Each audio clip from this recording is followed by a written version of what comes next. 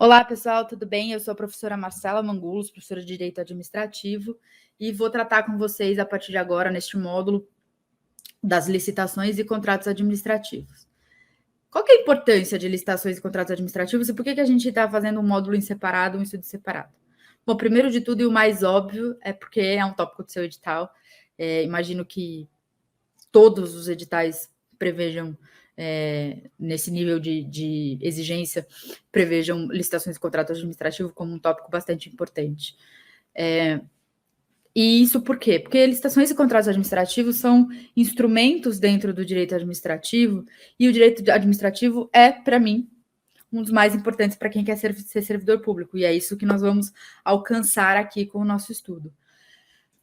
Por que eu digo que o direito administrativo é um dos mais importantes, né? E aí, enfim, sendo candidato ao Ministério Público de São Paulo, por que não penal? Por que não processo penal? É obviamente que tudo isso é muito importante, mas o direito administrativo, ele é, na verdade, aquilo que os civilistas costumavam falar na nossa faculdade. Eu não sei se isso aconteceu com vocês, mas eu ouvia bastante dos meus professores de civil que o civil era o direito do dia a dia, era o direito do nosso cotidiano. E depois eu fui ver que isso não era, na verdade, bem a verdade, né? As brigas aí na maldade, né? As brigas entre vizinhos, enfim, as questões societárias profundas, eles não são o nosso dia a dia, são muito específicos. Mas é o nosso dia a dia ligar um interruptor, é o nosso dia a dia abrir uma torneira em casa e ver a água correndo, é o nosso dia a dia dar descarga, é o nosso dia a dia andar na rua, parar no semáforo, às vezes tomar uma multa de trânsito. Isso tudo é direito administrativo.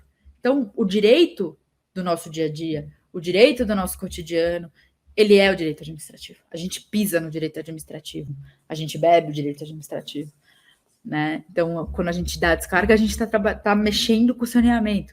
Quando a gente liga a luz, a gente está trabalhando com as concessionárias de energia elétrica. E tudo isso é direito administrativo. Tudo está regulado pelo nosso direito administrativo. Essa, então, é a grande importância do direito administrativo para o nosso estudo. Ele é, né, nesse prisma, o nosso direito do dia a dia.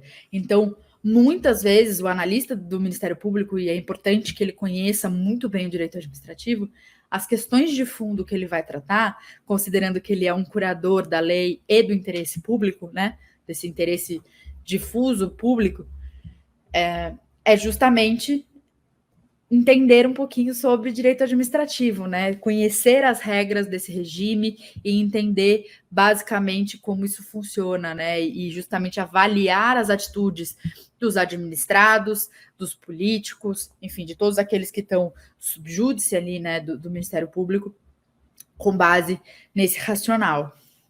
Então, sem mais delongas, vamos falar aqui um pouquinho sobre licitações e contratos administrativos e tratar mais profundamente sobre esse tema. Eu fico à disposição, vocês fiquem à vontade se tiverem mais dúvidas, se tiverem pontos a discutir, em contatar o pessoal aqui do cursinho, que eles nos contatam diretamente, e eu estou efetivamente à disposição de vocês. Bom, vamos começar, né? Vamos entender sobre o que nós estamos falando, quem que é o objeto aqui do nosso estudo e por que tem um mapa do Brasil aí, professora, que eu já conheço, eu sou brasileiro, eu sei bem o que é o Brasil. Bom, isso aqui é só para ilustrar e ajudar vocês a entenderem, quando a gente fala de poder público, quando a gente fala de, né, daquele que precisa obedecer essas normas de direito administrativo, a gente está falando disso, a gente está falando de Brasil, e quando a gente está falando de Brasil, eu quero dizer, a gente está falando da União, a gente está falando dos estados, a gente está falando do Distrito Federal e a gente está falando dos municípios. Isso é o poder público. Não só a União, os estados, o Distrito Federal, os municípios e aqueles que estão incluídos dentro da estrutura hierárquica desses entes federados, né? Então, nós vamos ver na aula de organização administrativa, vocês vão ver na aula de organização administrativa, quem são essas pessoas jurídicas ou esses órgãos que estão dentro da intimidade, né, do poder público, da União, do Estado, do próprio Distrito Federal e dos municípios, que são componentes desses entes federados. Mas aqui eu quis trazer um pouco a ideia da completude. Então, todos eles são poder público. Todos eles são importantes para que a gente conheça, para que a gente saiba que eles estão dentro do nosso conceito de poder público quando a gente está tratando aqui. Eles são o nosso objeto de estudo, eles são o objeto do direito administrativo, são também aqueles a que se submetem às regras de direito administrativo. E, portanto, serão importantes no nosso conceito de licitações e contratos administrativos. E como que o poder público ele atua, né? E a gente vai entender por que isso é importante. Bom, a gente tem 3 funções típicas de Estado, né?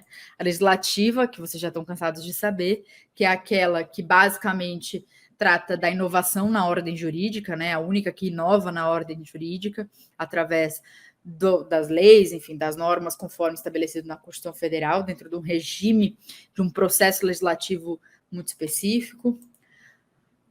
A função jurisdicional, que é aquela que tem o poder de decidir com força de coisa julgada, né? Então, assim, falando aqui, obviamente, das funções típicas, né? O que não significa que o legislativo não julga, não significa que o jurisdicional não legisla de alguma forma, mas falando especificamente sobre funções típicas. E, por fim, a função executiva, né? Essa questão tripartite das funções do Estado, já bastante antiga e difundida, e que a gente vem aceitando, apesar de ter algumas discussões sobre outros poderes, né, ou outras funções dentro, como típicas de Estado, que não se encaixa muito propriamente dentro de uma dessas 3, mas nós vamos trabalhar com esse que é o conceito mais difundido, e a função executiva, eu trago para vocês o conceito do meu mestre, como vocês podem ver, o Celso Antônio Bandeira de Mello, que diz o seguinte: a função do Estado, de quem ele faça às vezes, que ele exerce numa intimidade, numa estrutura de regime hierárquico, e que no sistema constitucional brasileiro é caracterizado, né, pelo fato de desempenho dessa função por meio de comportamentos infralegais ou diretamente infraconstitucionais. Ah, tá. E o que isso quer dizer? Bom, isso quer dizer que a função executiva é aquela função de dar concretude ao que está estabelecido em abstrato na lei. Tá? E para isso, o que é utilizado, né? Para isso, como que faz isso? Como é que ele dá essa concretude ao que está estabelecido na lei como executor de uma função executiva é complicado, mas é isso mesmo. Bom, isso é realizado por meio de competências públicas, né? E o que são as competências públicas? Bom, são instrumentos que são dados à administração pública, né? Que promove a função executiva em sua tipicidade, para que ela possa cumprir daqueles deveres que estão estabelecidos em lei para ela como um dos seus deveres. O que isso quer dizer, professora? Bom, outro termo cunhado pelo mestre Celso Antônio é a questão dos deveres e poderes. E por que isso é importante para fins de competências públicas? Bom, porque é o seguinte, vamos voltar lá atrás. Vamos entender como é que a gente chegou nessa estrutura e por que a gente chegou nessa estrutura. Nós temos um conhecimento geral de que o poder emana do povo, né? Inclusive, isso está na nossa Constituição Federal. E lá atrás, né, a gente estabeleceu uma primeira norma, né, o nosso contrato social, o nosso pacto social, de que a gente precisava, de alguma forma, ter todo um aparato, né, estrutural, governamental, que nos permitisse, enquanto povo, dividir tarefas para que a gente não vivesse num caos, certo? Então, a gente estabeleceu toda uma estrutura dentro, vamos pensar na realidade brasileira, toda uma estrutura dividida nessa lógica, né, de 3 funções ou 3 poderes, como vocês preferirem, e cada uma tem que ter os instrumentos. Só que não são simples instrumentos que podem ser utilizados à torta e à direito. Na verdade, eu estabeleço em lei e na norma determinados deveres. E por que são deveres? Porque eles estão lá atuando em nosso nome. Então, nós, na condição de povo, por meio dos processos que escolhemos, né?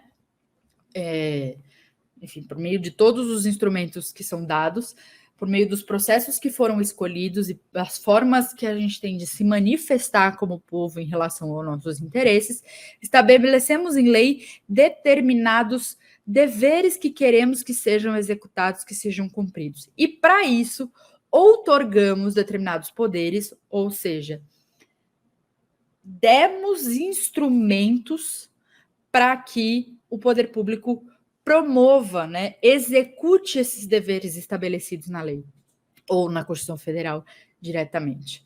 Então é por isso que o professor Celso Antônio fala em deveres poderes e não em poderes deveres, como era muito comum na doutrina.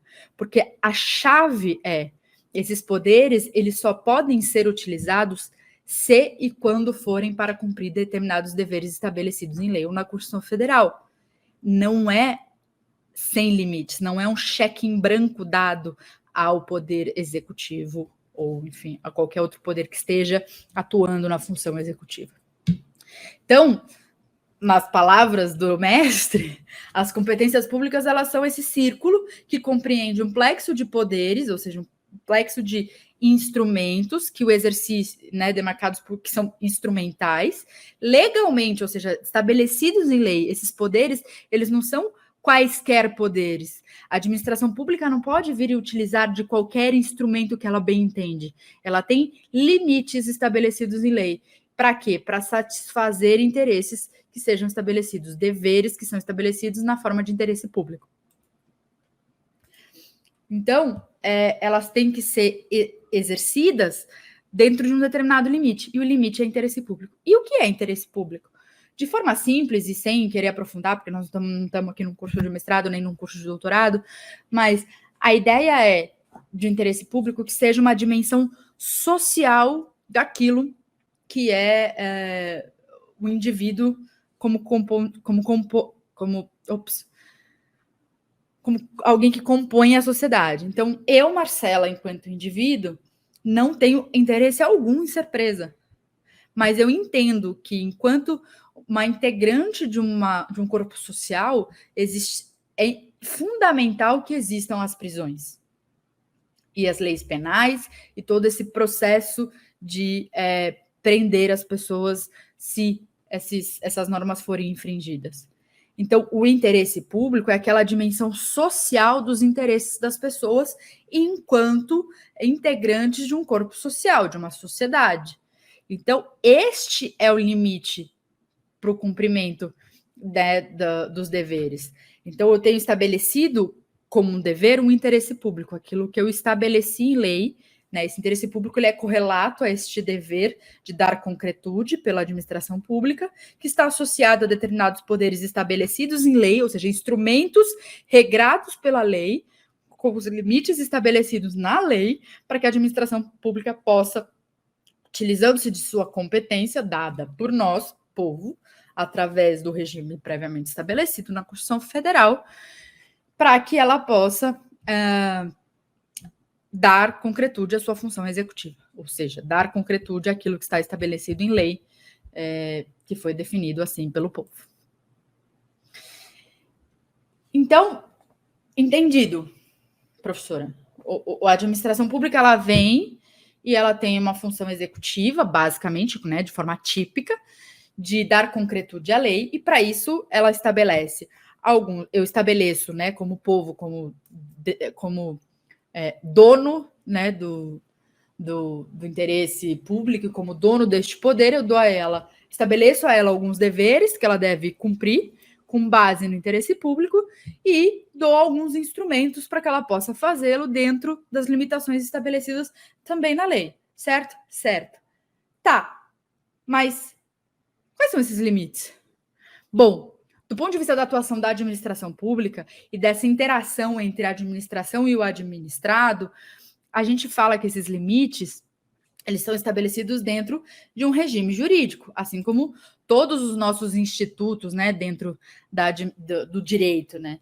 Então, o que é o regime jurídico? É o conjunto de regras e princípios que vai reger aquele determinado instituto. Então, o regime jurídico administrativo é o conjunto de princípios e regras que vai reger o exercício da função administrativa, que é a função executiva, né, que a gente está falando aqui.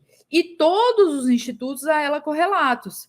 Então, é por isso que é importante a gente conhecer o regime jurídico administrativo, porque ele é a base de toda a atuação administrativa no cumprimento daqueles deveres estabelecidos em lei ou na Constituição Federal, partindo-se dos limites daquilo que deve ser atingido como interesse público, ou seja, como a dimensão social dos interesses individuais, e por meio de instrumentos que são os determinados poderes que devem ser utilizados no limite da lei. Que lei é essa? É a lei que estabelece o regime jurídico administrativo, ou seja, que estabelece os limites, os princípios informadores, os guias de como a administração deve atuar, porque nem sempre é tão objetivo. Então, ela precisa de nortes, ela precisa de limitações, e é muito importante na atuação como um analista do MP, e aqui estou falando não só para a prova, mas também como servidor público, porque vocês vão chegar lá, entender isso. Então, fazer a análise daquele caso que chegar para você na condição de analista, com base nisso. O que autorizava o regime jurídico administrativo? Qual era o limite que aquele princípio, como norteador da atuação administrativa, permitia que aquele agente atuasse em sua função? Então, é muito importante essa base. O problema do direito administrativo, não é bem um problema, mas é uma dificuldade, diferentemente de outras matérias dentro do direito, é que a gente não tem regras codificadas, né? E a gente tem uma competência para legislar que é dividida muitas vezes entre os entes, né, federados, o que é muito natural, considerando que a gente tem um país enorme, que tem especificidades, né, em relação de norte a sul, e que devem ser, obviamente, levadas em conta. Talvez o regime jurídico ou a forma de contratação, vamos supor, do saneamento básico no norte do país deva ser diferente daquela que é no sul do país, por questões próprias daquela região. Então, essas diferenças, essas especificidades, essas mudanças, né, que a gente tem muito grandes e muito drásticas entre as diversas regiões do país, fazem com que seja necessário que a gente tenha muitas leis específicas em relação a temas iguais. É o que a gente vai falar um pouquinho sobre a licitação também, né, sobre essa questão da competência para legislar. Então, a codificação talvez seja interessante para algumas coisas, mas é natural que a gente tenha diversos diplomas normativos espalhados aí em relação ao direito administrativo por essa questão específica das competências de cada local. E, finalmente, professora, achei que era de licitação e contrato administrativo isso daqui, né? Que não era, enfim, sobre qualquer coisa. Tá. Você falou aí que tem interesse público, que tem dever-poder, que tem instrumento, que tem não sei o quê, que tem administração pública, que ela tem que dar concretude, que tem interesse público. O que tem a ver a licitação com isso? Por que tem o dever de licitar? De onde veio, gente, isso? Bom, o que é a licitação, né? Então, vamos lá. Dever de licitar. O que é a licitação? Por que eu tô aqui falando de um monte de coisa para chegar aqui e falar para vocês, dever de licitar? Qual que é o link que a gente vai fazer? Bom, toda essa introdução foi importante para falar uma coisa essencial para vocês. A licitação, de modo, mais uma vez, muito simplista, ela é justamente o instrumento que a gente estava falando antes. Então, eu tenho um dever estabelecido em lei, estabelecido na Constituição Federal, de acordo com a vontade do povo, que tem como base e como limitador o interesse público, e para isso eu dou, com base no regime jurídico administrativo, com base nos limites estabelecidos no regime jurídico administrativo, em lei e na própria Constituição Federal, eu estabeleço instrumentos para que esses deveres que eu estabeleci, que esse interesse público que eu determinei, seja efetivamente concretizado pela função, por aquele que estiver atuando na função administrativa no Poder Executivo, de modo típico ou atípico. Então, a administração, ela precisa alienar, ela precisa comprar, ela precisa locar, ela precisa, muitas vezes, permitir que particulares utilizem-se de forma exclusiva de bens públicos, contratar serviços que precisam ser renovados por bastante anos. Então, assim, muita coisa precisa ser feita. E nem tudo pode ser feito diretamente pela administração pública. Então, para isso, ela precisa ter, dentro da lei, determinadas regras de como fazer essas contratações. E essas contratações são feitas por meio de um processo administrativo que vai garantir determinados objetivos que são muito caros e importantes para a administração pública. Por que isso? Porque, diferentemente do que ocorre com os particulares, quando a administração pública resolve adquirir, resolve alienar, resolve locar, ela não pode fazer isso livremente, por uma razão muito específica. Quando ela está curando este interesse, ela não está curando o interesse próprio, ela está curando o interesse público. O interesse não é dela. Não só o interesse, né? O próprio dinheiro envolvido nessas contratações também não é dela. Tudo que a administração pública nessa condição executiva, né, de função executiva, faz, atua sempre em representação do nosso interesse como povo. Então, ela tem limites, ela não pode simplesmente sair gastando, ela tem que atender a uma série de princípios e regras estabelecidos dentro daquele regime jurídico administrativo que dá a ela um norte e um limite. Então, a administração pública vem e fala: preciso de uma escola nova. Para isso, eu preciso que alguém construa essa escola. Fulaninho é meu amigo e ele sabe construir um muro. Acho que ele sabe construir uma escola. Isso é atender o interesse público? Só existe ele? Só ele pode? Só ele é capaz? Se o dinheiro é de um terceiro, eu posso sair gastando livremente? É diferentemente de quando a Marcela quer ir ao mercado e falar: poxa, mercado, estou precisando reformar minha casa e eu quero um arquiteto. Aí vem um orçamento e eu contrato.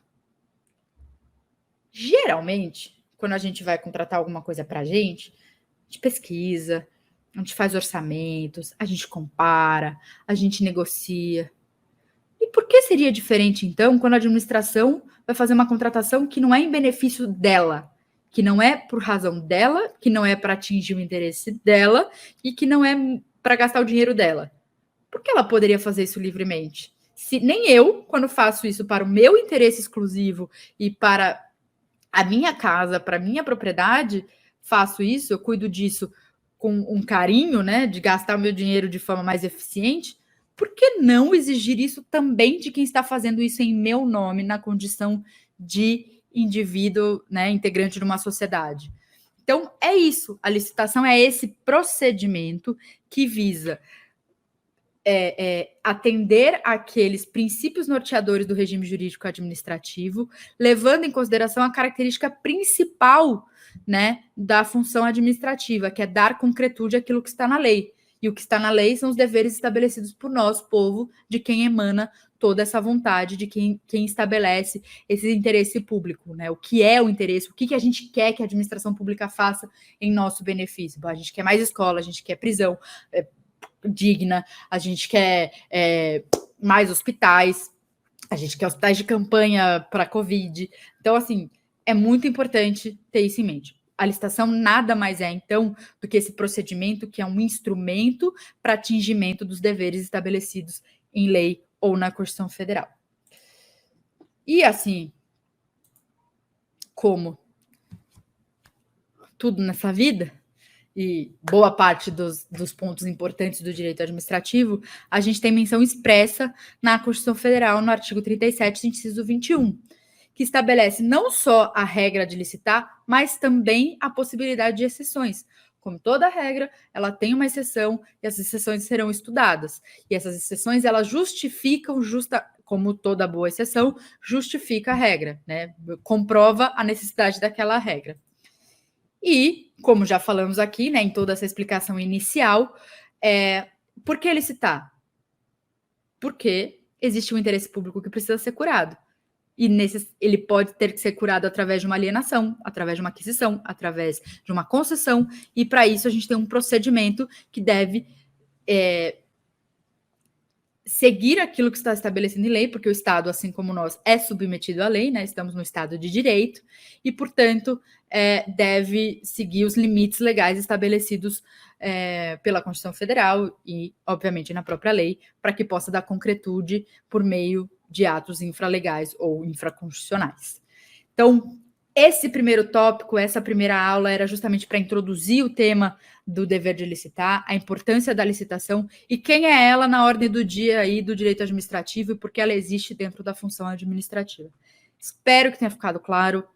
Qualquer dúvida, qualquer tema, qualquer questão, qualquer feedback que vocês queiram dar, por favor, contatem o pessoal do cursinho e a gente volta a se falar para continuar sobre o tema da licitação e dos contratos administrativos.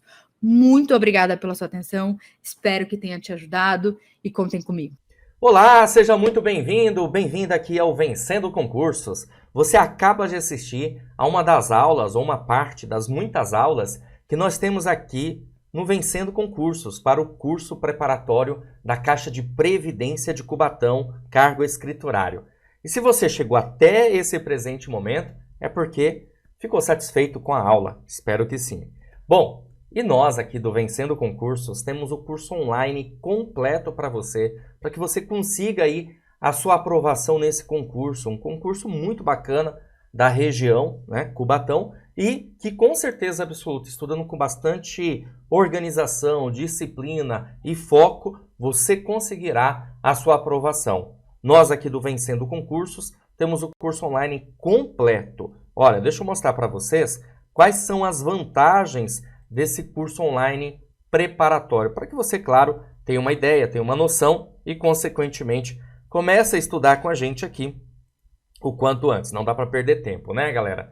Bom, quais são as vantagens do curso? Primeiro, que você terá acesso imediato. Então, no momento que você fizer a sua matrícula, você receberá no seu e-mail os dados de acesso do curso preparatório. Chega no seu e-mail aí, usuário e senha e, claro, o endereço da plataforma online exclusiva Vencendo Concursos.